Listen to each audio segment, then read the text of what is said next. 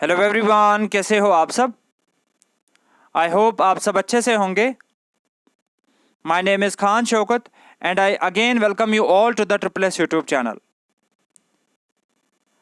आज हम अपनी एमसीक्यू सीरीज़ का प्रैक्टिस सेट थर्ड करेंगे एंड ओवरऑल में ये हमारा लेक्चर नंबर 29 रहेगा। आज के लेक्चर को स्टार्ट करने से पहले I request you all to subscribe to this channel अगर आपने अभी तक नहीं किया है, and don't forget to like and share the video. तो चलिए हम शुरू करेंगे आज का session, starting with question number 1। E governance reforming government through technology is the dash pillar of digital India. आपको बताना है e governance reforming government through technology ये डिजिटल इंडिया का कौन सा पिलर आता है, कितनावा पिलर आता है। So the right answer will be option number B, that is fourth pillar. Next point के बारे में अगर हम बात करेंगे, आपको पता होनी चाहिए डिजिटल इंडिया में टोटल कितने पिलर्स हैं, 9 पिलर्स। और इन 9 पिलर्स में सबसे ज्यादा इंपॉर्टेंट 2 पिलर्स आते हैं। एक आपका आता है fourth pillar which is e governance, और एक आता है आपका फिफ्थ पिलर विच इज ई क्रांति। ठीक है, नेक्स्ट क्वेश्चन के बारे में बात करते हैं। In which of the following form data is stored in a computer.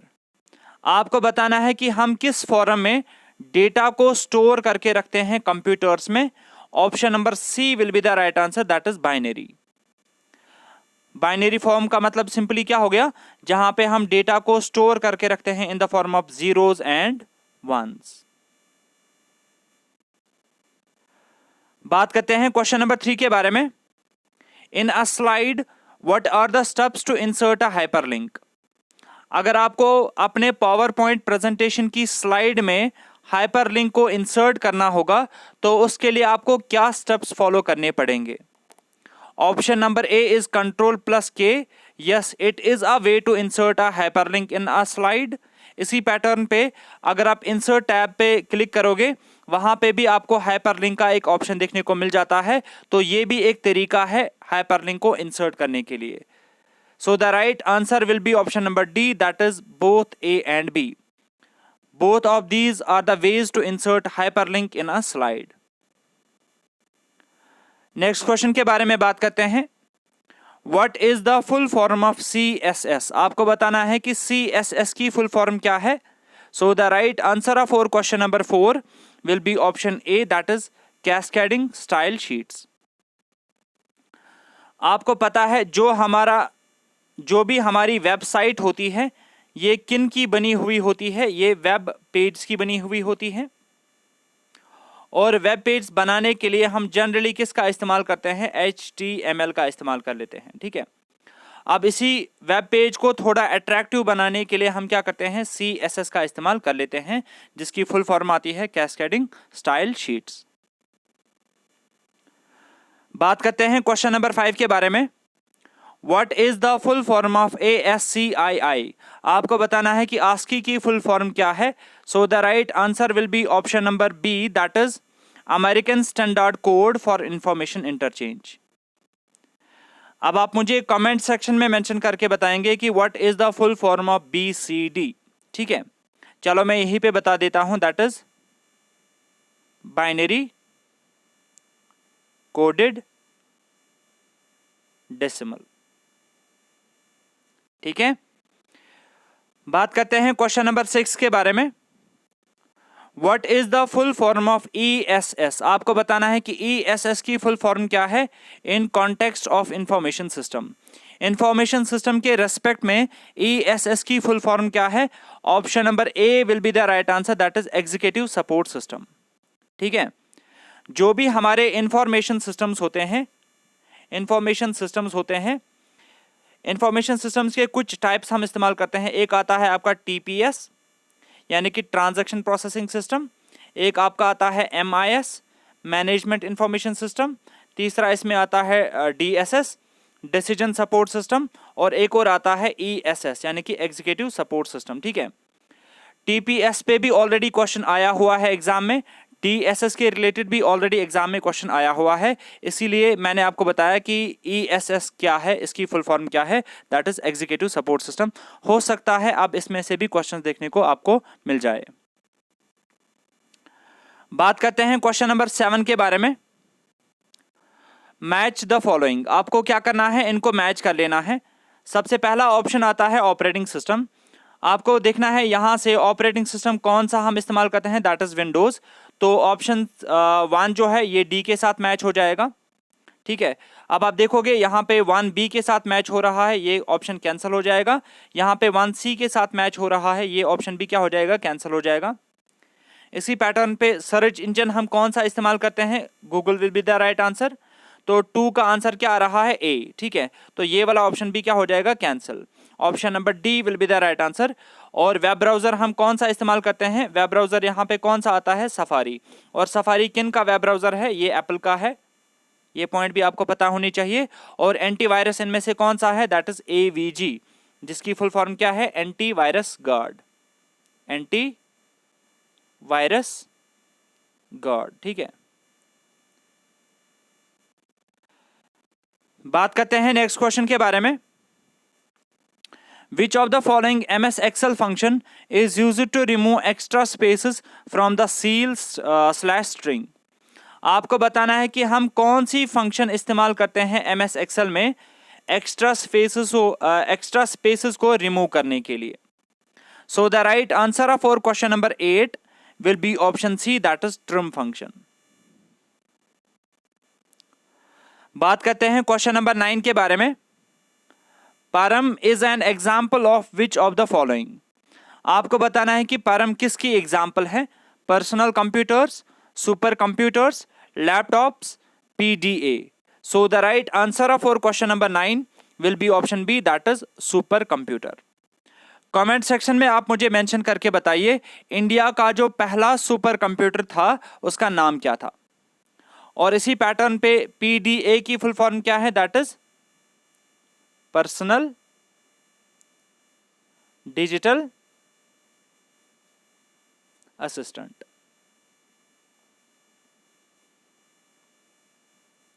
ठीक है। बात करते हैं क्वेश्चन नंबर 10 के बारे में। Which of the following options is used to request and display web page from the web server, आपको बताना है कि वेब सर्वर से पेजेस से लाने के लिए हम किस चीज का इस्तेमाल कर लेते हैं। Option number B will be the right answer, that is browser, ठीक है।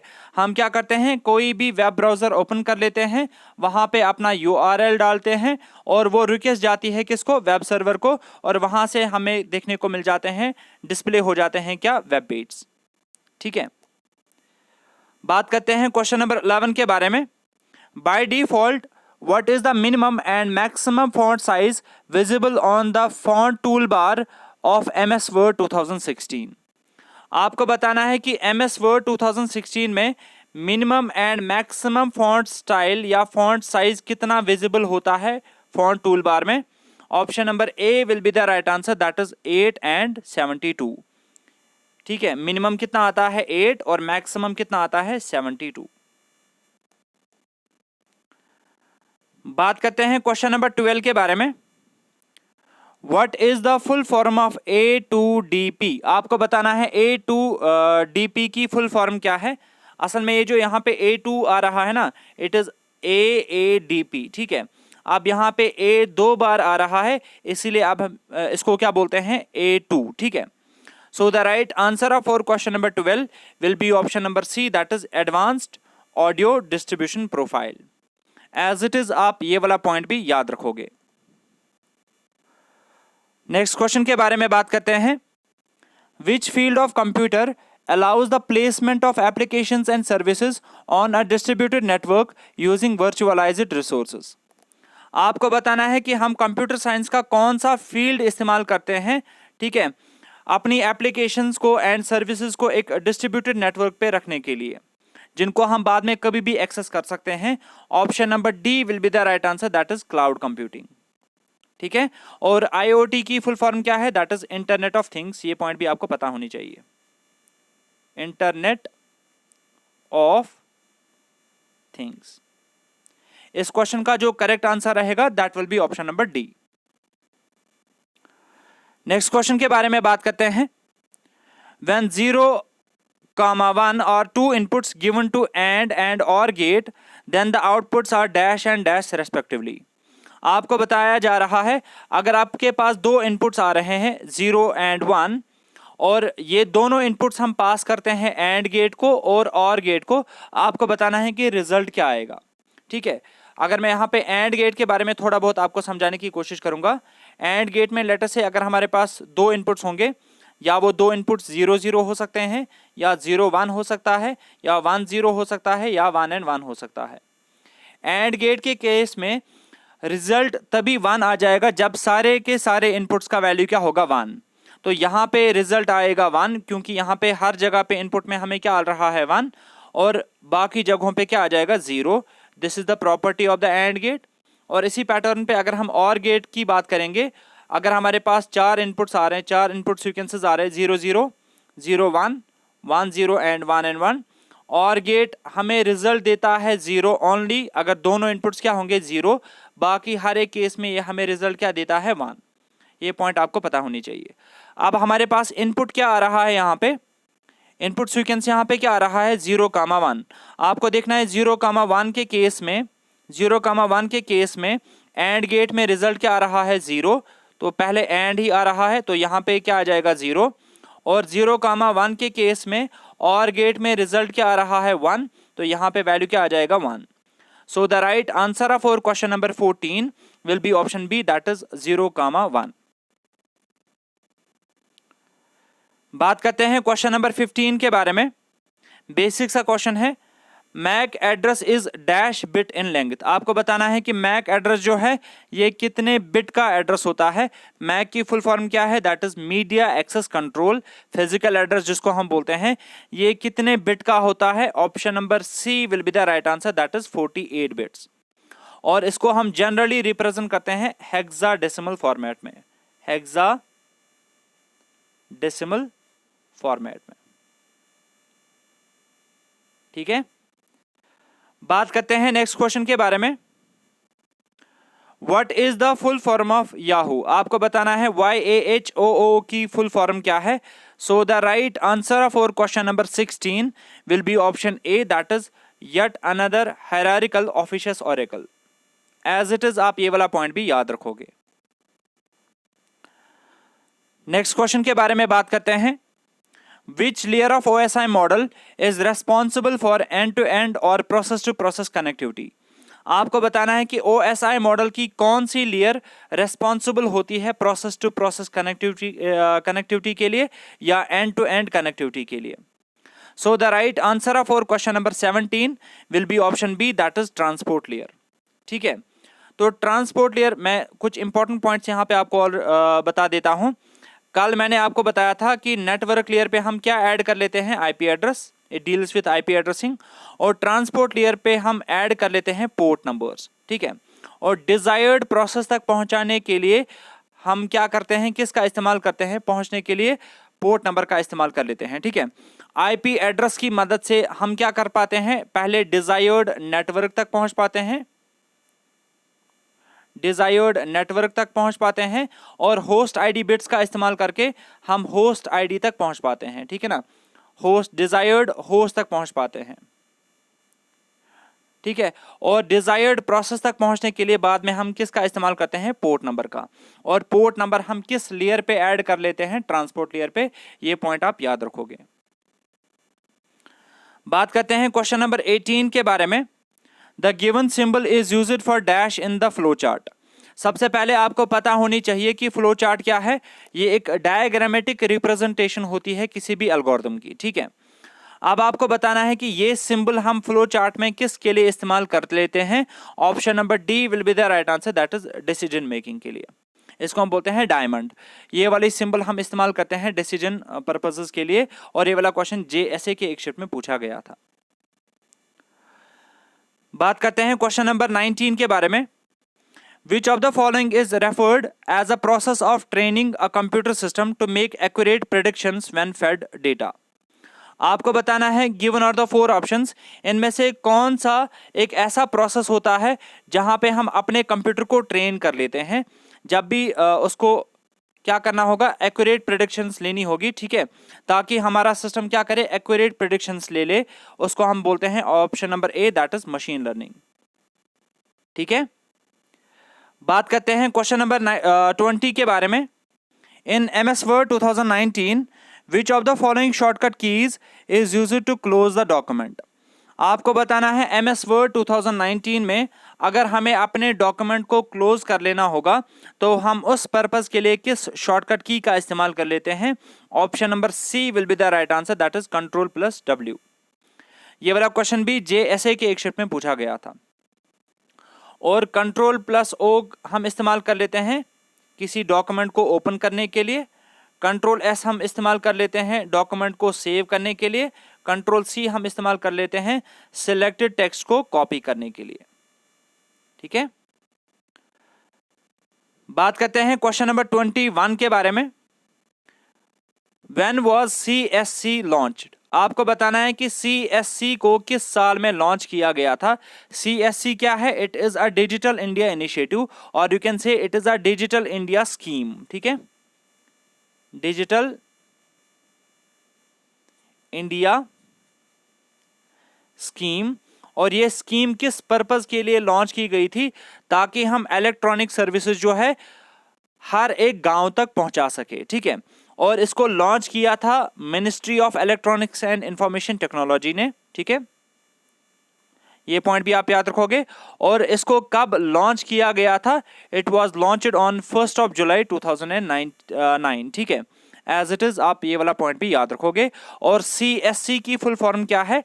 CSC stands for common service centre. ठीक है, आप अभी देख रहे होंगे हर एक जगह पे आपको CSC सेंटर्स देखने को मिल जाते हैं। ठीक है, हर एक गांव में आपको CSC सेंटर देखने को मिल जाता है। बात करते हैं क्वेश्चन नंबर 22 के बारे में। Website is a collection of dash. आपको बताना है कि वेबसाइट जो है ये किसकी कलेक्शन होती है। वेबसाइट जो होती है हमारी, it is the collection of web page. और वेब पेज को हम क्या बोलते हैं? HTML डॉक्यूमेंट्स भी बोल देते हैं। Option number D will be the right answer.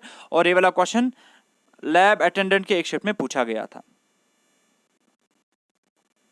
अब आप मुझे कमेंट सेक्शन में मेंशन करके बताएंगे what is the full form of HTML। Exam में ऐसे ऐसे बेसिक क्वेश्चंस भी कभी कभी पूछे जाते हैं। ठीक है, जल्दी से बताओ HTML की फुल फॉर्म क्या है। बात करते हैं क्वेश्चन नंबर 23 के बारे में। What is the term soft indicates in software. आपको बताना है कि जो सॉफ्ट टर्म है सॉफ्टवेयर में इसकी मीनिंग क्या है। So the right answer for question number 23 will be option C, that is computer software can be changed easily by users as per their requirement and hence the term soft appearing in it. ठीक है, computer software को हम easily change कर सकते हैं अपने requirement के हिसाब से, इसीलिए इसको बोला जाता है सॉफ्ट। ठीक है, सॉफ्टवेयर। और ये वाला क्वेश्चन JKPSI के पेपर में पूछा गया था। बात करते हैं क्वेश्चन नंबर 24 के बारे में। Which of the following is not a web browser. आपको बताना है इनमें से कौन सा वेब ब्राउजर नहीं है। आपको पता है माइक्रोसॉफ्ट एज ये एक वेब ब्राउजर है, ओपेरा मिनी भी है और गूगल क्रोम भी है। Option number D will be the right answer, that is Intel core. Intel core क्या है? ये एक प्रोसेसर है, ना कि वेब ब्राउजर। और ये वाला क्वेश्चन भी लैब अटेंडेंट के एक शिफ्ट में पूछा गया था।